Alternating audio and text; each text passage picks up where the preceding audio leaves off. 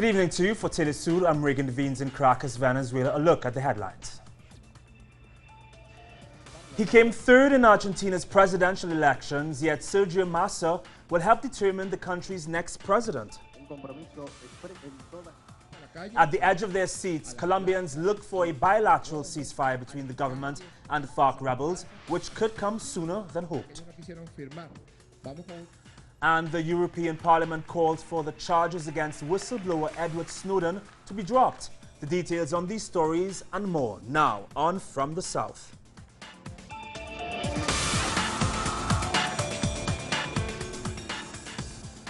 It's a pleasure having you here with us this evening. We begin in Argentina, where the man who came third in the presidential election, Sergio Massa, will play a kingmaker role in choosing the next president in the runoffs in 3 weeks.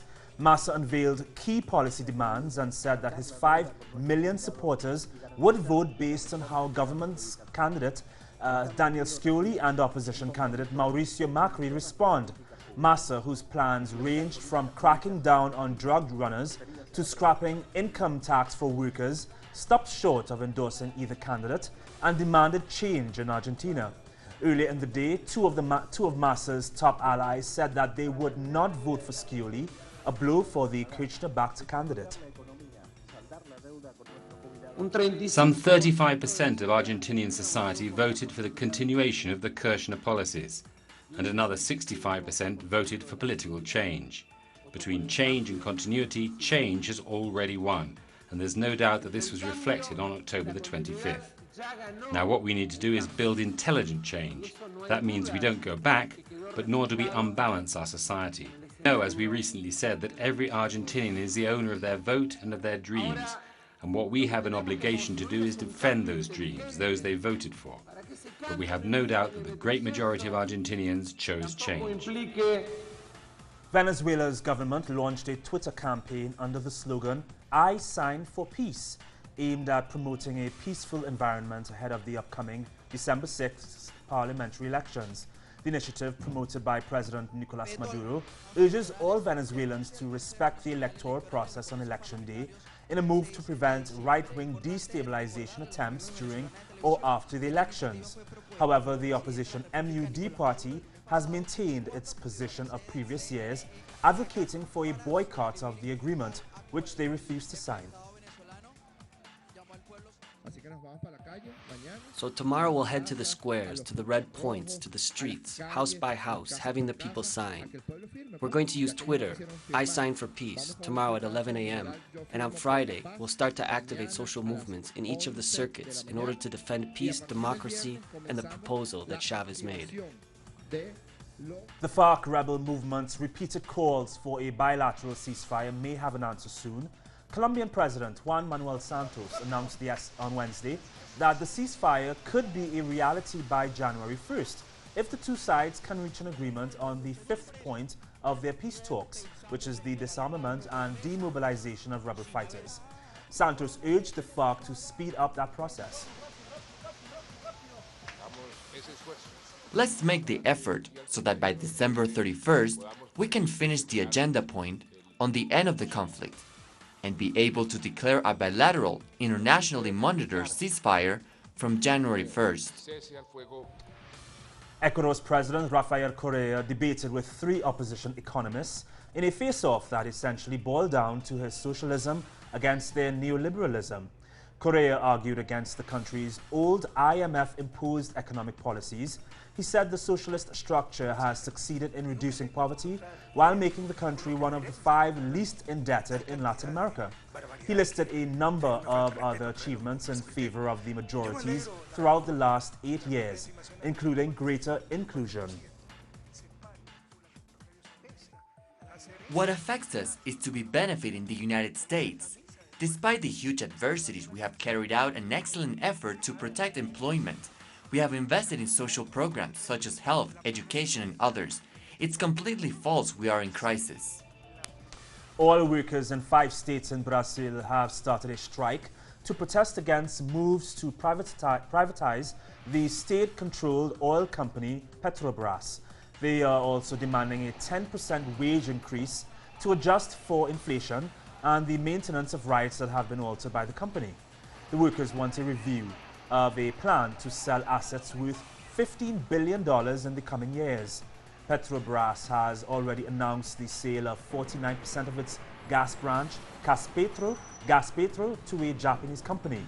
The National Oil Workers Federation, representing 12 unions, said it will join the strike, which will continue until a workers' assembly is held on Friday afternoon.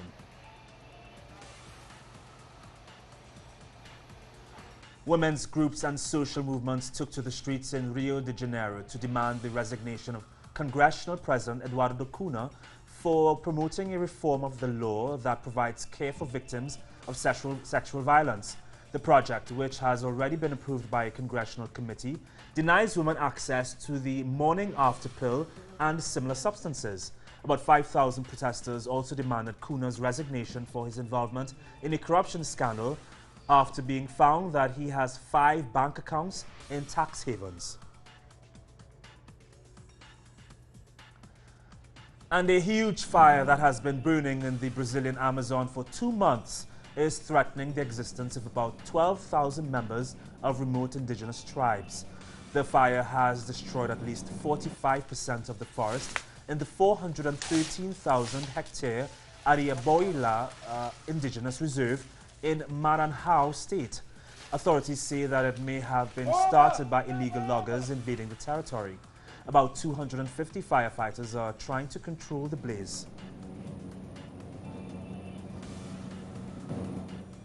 Brazil's foreign minister is in London to meet his British counterpart to talk economic measures between the two countries.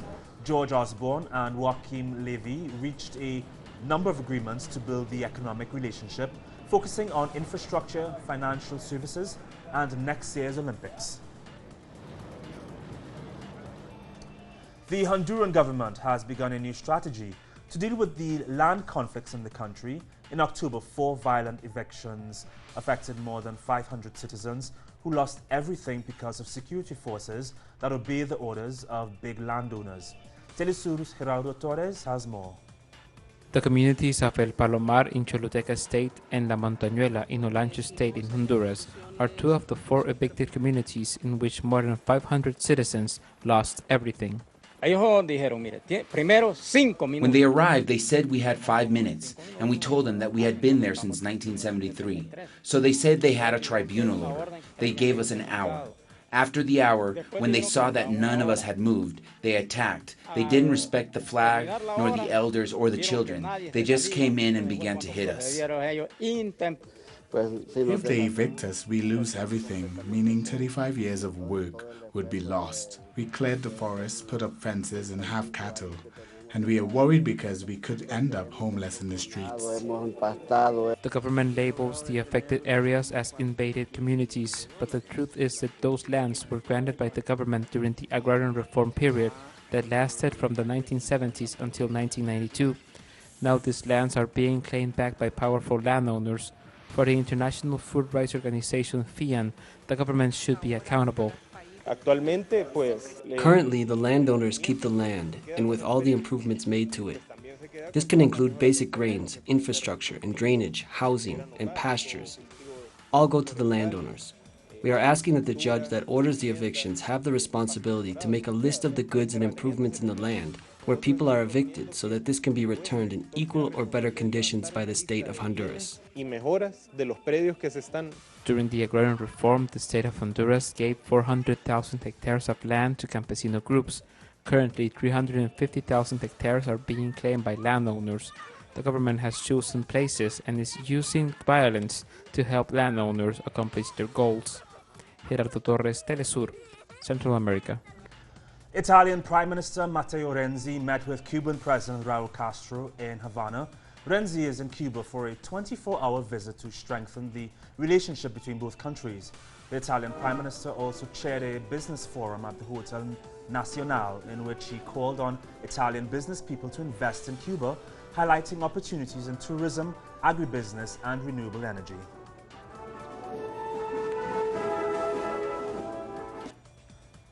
One of Mexico's 14 active volcanoes has erupted, bellowing ash and smoke across clear blue skies.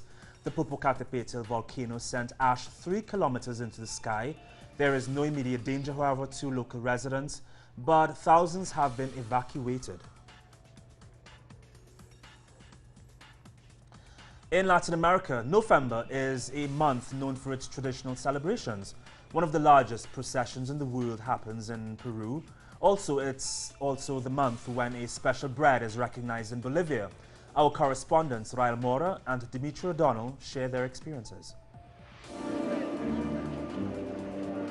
October is known as the Purple Month in Peru due to a Catholic religious tradition where thousands of devotees in procession follow an altar with an image of Christ. For me, October, when the Lord is on the streets, it's a party, and not only for me, but all my family are present. I'm from the Mantilla family, and when the Lord is on the streets, there are no mantillas at home. But for me, it is very little to be out for the Lord only 4 out of the 365 days of the year. Volunteers at the procession play different roles, like guards protecting the image of Christ and those who take turns to carry the heavy altar. Women also participate in the procession, with a group of them called saumadoras, who burn incense during the procession. I got my faith from my grandmother on my mother's side, when she passed away and entered the sisterhood. I was so sad I felt welcomed by the Lord. My grandmother brought us to accompany her to the procession since we were little. We would come until we got tired, and that really stayed with me. The history of the ceremony dates back to a time before Catholics arrived in Peru, with indigenous people venerating their god, Pachacamac. Those traditions, together with African ones, were mixed with Catholicism in an attempt by the Church to integrate non-Spaniards and by indigenous and Africans to maintain the traditions. It is true that there is an imposition by the Catholic Church, but what the indigenous and black population do is adopt those discourses. There is certain assimilation to avoid being pressured, to avoid ecclesiastic visits, and to avoid even those processes of removal of worships that were very common in the Andes. The integration of the different ethnic groups opened the door for the ceremony to have such large following, but also the disastrous earthquake of 1746 left many with the need for the comfort of religion, and the Lord of the Miracles procession became the large event that Peru has today. Rael Mora, Telesur, Peru. This is the traditional Bolivian bread known as tantawawa that's set to break a Guinness World Record. Pending approval, it's the biggest bread of its kind in the world, measuring 2.5 meters. Bakers from all over Bolivia spent most of the night making the sweet bread that's enjoyed as part of the All Saints' Day celebrations. It's a tradition that has been done in Bolivia for thousands of years. What they are trying to do is to receive the souls of those who have and have left us. Indigenous people celebrate All Saints and All Souls' Day as they believe it's the one time of the year where the living are reunited with the souls of their loved ones. The tantawawa bread is a key part of this ritual. Made from a sweet, brioche-like dough, the name comes from the native Quechua language. Tanta means bread and wawa means baby. These breads were originally made in the shape of a baby to honour those children that died during the year. Now they're enjoyed all over the Andean region and exchanged by families and groups of friends in cemeteries as part of the traditional offering to the dead that takes place every November 2nd. Bakers say the bread comes in all sorts of shapes and sizes, representing the various traditions associated with the ritual. We bake animals like horses, which represents how the souls come to visit us. They're tired and the horses help them return. And the ladder is when they come to visit us down from there, from heaven. Over the next few days, millions of people will enjoy eating these unique bread babies as part of the centuries-old rituals. Dimitri O'Donnell, Telesur, La Paz. And coming up after the break, tensions remain high between Palestine and Israel, and Israelis are calling for the government to take more control of the Al-Aqsa Mosque. The story and more next.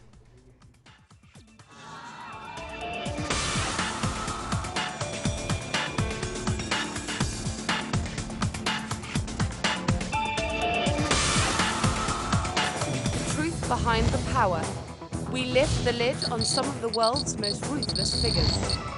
Open file. only on telesurtv.net in English. Wherever the news, you'll be there. An insight into Africa today with Bill Fletcher. The Global African, only on telesurtv.net in English. Wherever the news, you'll be there. We need to understand the world we live in. We require news with critical points of view, thorough analysis and social commitment. This information is vital to think, to understand and to change. The world demands a new perspective. telesurtv.net/English. Wherever the news, you'll be there. The European Parliament has passed a resolution to provide citizens better protection against mass surveillance. They're also calling on member states to drop charges against whistleblower Edward Snowden. Now, members of the Parliament are calling for the criminal charges against Snowden to be dropped and that he be granted protection, and against extradition attempts by third parties in recognition of his status as whistleblower and international human rights defender. Snowden responded on Twitter by saying, quote, "This is not a blow against the US government, but an open hand extended by friends. It is a chance to move forward," end quote. Right-wing organizations in Israel are calling for the government to exercise a lot more control over the Al-Aqsa Mosque. The potentially inflammatory request comes after weeks of fighting between Palestinians and Israeli forces, believed to have been sparked by Palestinian perceived control efforts at the holy site by Israeli authorities.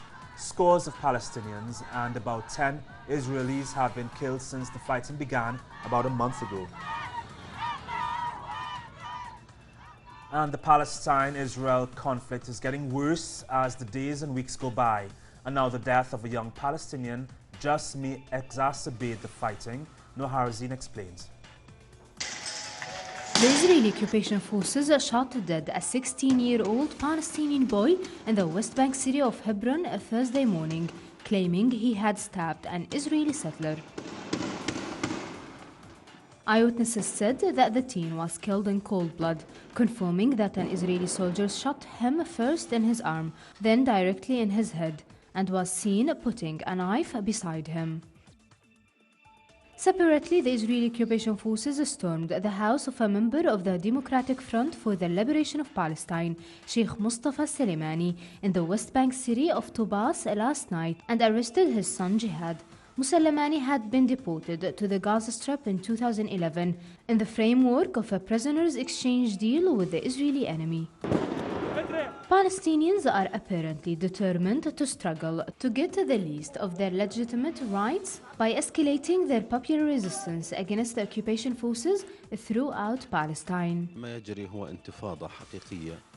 What's going on is a real intifada. Protecting the Al-Aqsa Mosque is a real intifada led by the Palestinian youths against the terrorist practices of the Israeli settlers in Jerusalem and the West Bank, the Jewish expansion in the West Bank, and the unfair blockade imposed on the Gaza Strip. This intifada is developing, escalating, and extending, and it will reach every spot in Palestine. The Palestinian people have no other choice to restore their legal rights except to struggle. According to the Palestinian Ministry of Health, 65 Palestinians have been martyred and about 7,200 injured by Israeli fire in the West Bank, East Jerusalem and Gaza since the beginning of October. Noor Harazin, Telesu TV, Gaza. Ahead of Friday's meeting among the nations engaged in the Syrian war, U.S. Secretary of State John Kerry met with Iranian Foreign Minister Mohammad Javad Zarif in Vienna this Thursday. Washington has expressed concern over Russia's and Iran's backing of Syrian President Bashar al-Assad and his country's war against not only Islamic State but also other extremist groups opposed to Assad. And Ban Ki-moon, the UN Secretary General, is in full support of Friday's meeting about the war in Syria. The four-year conflict has resulted in the deaths of hundreds of thousands of people and is arguably the largest contributor to Europe's current refugee crisis. I sincerely hope that this will really bring some good result. There is no such military solution, as I have been saying all the times. Despite the war and its difficulties, the Syrian people mounting public awareness campaigns to develop the interior front. Last weekend, a series of open seasons began in Damascus to bring together Syrian women in the face of the crisis. We are here today because we need to give our support to the women who have been forced to move from their communities and change their environments because of the war. We are trying to increase their awareness so that they can face the crisis. The meetings are bringing together participants from all sectors of Syrian society and include opposition parties side by side with Syrian government institutions. The aim is to reinforce the idea that Syrian society is one and indivisible. Syrian women are strong, and the experience over the 4 years of crisis has shown this. We believe in the role of women and their ability to overcome the difficulties, not only at home, but especially through their role in society. Today, Syrian women are no longer only mothers, but also soldiers in the Syrian army. We want to address the provincial areas of Syria, where the representation of women is very low, if not non-existent. That's why we have invited several civilian organizations and institutions to these meetings, in an attempt to activate community role of women and to demand Syrian women's rights. 5 years of a war have drained a lot of social energy, but in the face of terror, Syrians still have faith in their future and continue to search for solutions in the hope that the sun will again shine on this sad land. Hazm Abdullah, Tilisur, Syria. On Wednesday, 5 boats sank between Turkey and Greece, killing at least 11 refugees, most of them children. According to the Greek Coast Guard, rescue workers searched the sea for dozens more last night, and the search continues as 38 people are still missing. Local authorities said 18 children were taken to hospital, 3 of them in serious condition. Thousands of refugees continue to head to the Greek islands from Turkey in frail boats and stormy weather. The number of refugees found dead in Greek waters so far this month is now 39.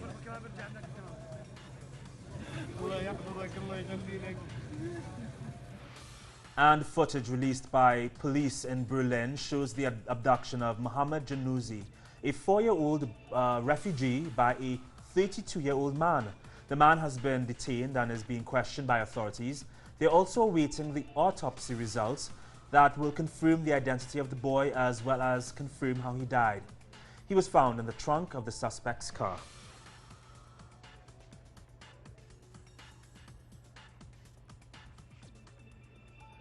Australia has denied for months that they paid people smugglers to turn back boatloads of would-be asylum seekers from Sri Lanka, Bangladesh and Myanmar. 2 incidents were reported to have occurred in May and July, which the government continues to deny. In a report published on Wednesday, Amnesty International is calling for the government to launch a Royal Commission investigation. An African Union human rights investigation has determined that both the government and rebels in South Sudan carried out war crimes against civilians, crimes such as forced cannibalism and dismemberment. The Commission is demanding justice for the war crimes, which also include murder, forced cannibalism, rape and sexual violence, torture and other inhumane acts. It added that a highly confidential list of possible alleged perpetrators will be submitted to the African Union's Peace and Security Council so that those responsible could be tried in a court of law.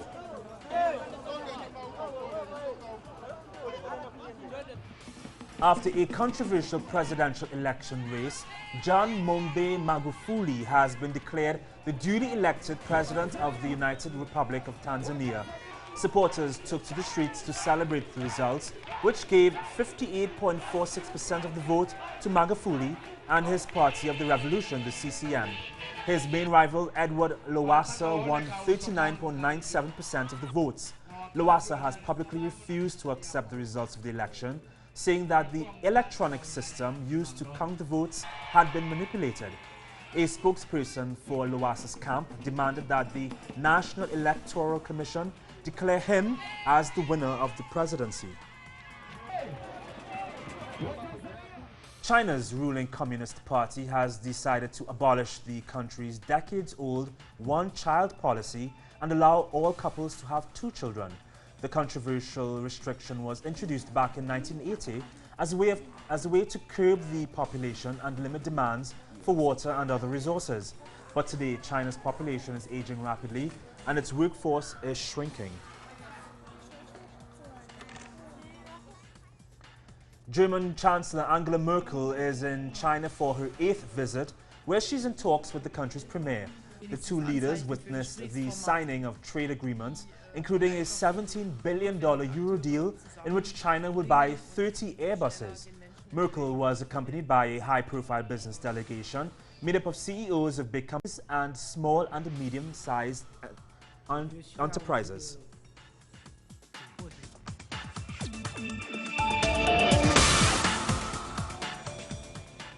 Ukraine's Paralympic athletes are not too happy with their performance at the IPC 2015 World Championships in Qatar thus far, considering their stellar performance at the last championships 2 years ago in France.